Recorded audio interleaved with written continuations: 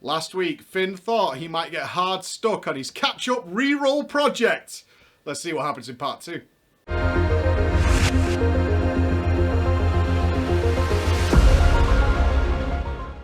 It was weird seeing how scared Finn was of what was about to happen. What is the correct road to take? Should he go for PvP? Will the box provide? Should he try and get into Mythic Plus? Will they accept him? All these kinds of things are what he's worried about with this catch-up system. And of course, the weirdness surrounding Renown. Where does it come from? How do you get it? Is it RNG? Are there best methods? Let's see how we got on. Week 2. Last week we ended pretty well. Looking at 196 item level. Honestly, I have no idea what I'm doing now though. So, the one item that's kind of annoying me is my weapon. I can't have a 168 weapon kicking around on my character, so I need to focus on replacing that. And the only way that I know to guarantee a weapon drop is to do some PvP. It's going to cost me 1800 conquest though, which is a lot. But I mean, convoking people in arena can't be that hard.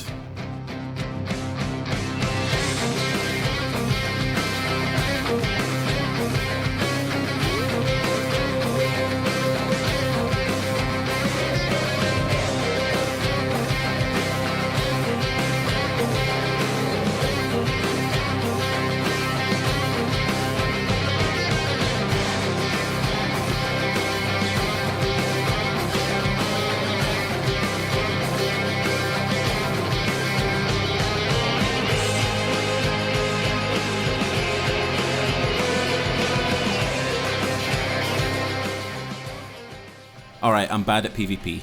Yeah, I get it. I don't play PvP at all. I've barely played PvP pre-Shadowlands, and when I do right now, I play it on a Windwalker. Druid is way harder. So I definitely did not anticipate how long this would take.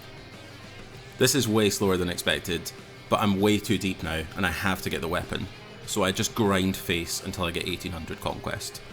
Simple things like, if someone interrupts Convoke, what do? I just lost the game. Like, I'm pretty sure every time someone interrupted my Convoke, I just lost. But, oh well, there's probably a way to play around it, I just don't know what it is.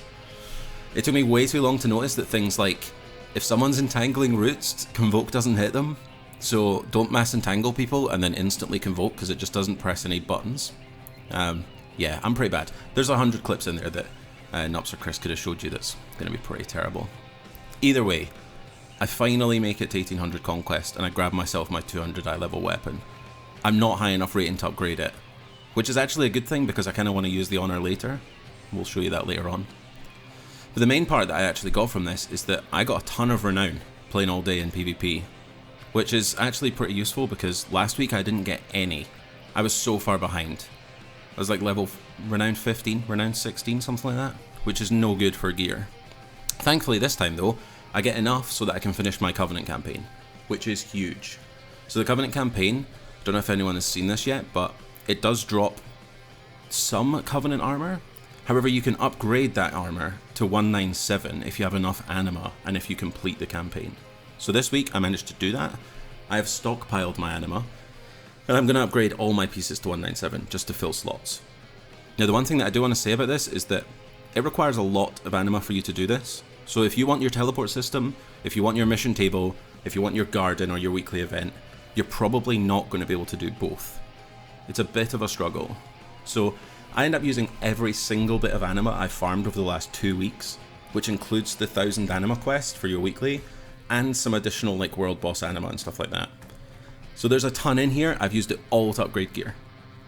Now I've still got a couple of slots left, like neck and ring and one of my trinkets, just because I don't want to use double on use.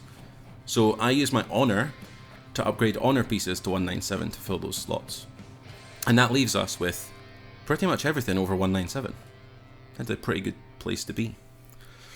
My weekly box then rewards me with a 200 eye level chest from PvP, which was my biggest upgrade slot from looking at it. So really happy overall with where we're sitting. Although I did probably spend 12 to 13 hours in 3v3 arenas to try and get this. So hard grind for this stuff. I'm not entirely sure if I've wasted my time with PvP or not. We'll see, I guess. On the back of this, I think we've gone up 6 eye levels this week. That's not too bad. I definitely wanted more. I definitely thought I'd be able to get some higher ranking in Arena, but I am way too bad at it.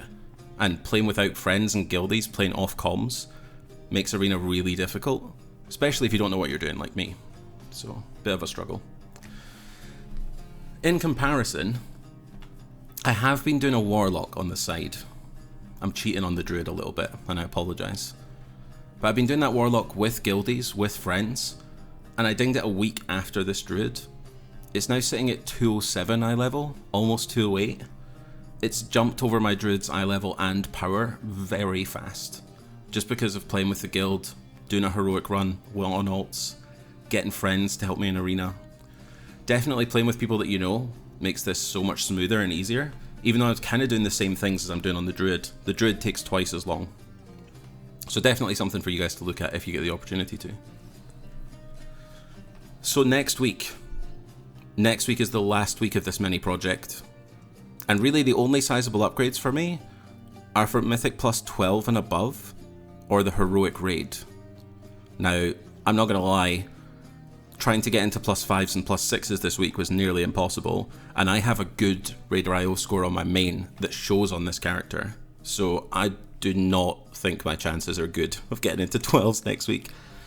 We'll find out, I guess. Maybe a Heroic Pug is the way to go. Maybe I could make a Heroic group. I really don't know. It has to be Heroic or plus 12s though, otherwise I'm not getting anything. No chance of me pushing my Arena rank into it. Yeah, you've seen the clips. No way. Anyway, I guess we'll see next week. What a stark difference, and hopefully that has inspired some of you to find a guild. How much easier and quicker that was to ask friends for a little bit of help and look at the results he got on that Warlock in comparison to his solo project with the Druid. But we have another week remaining with this project to see exactly where he can go with it.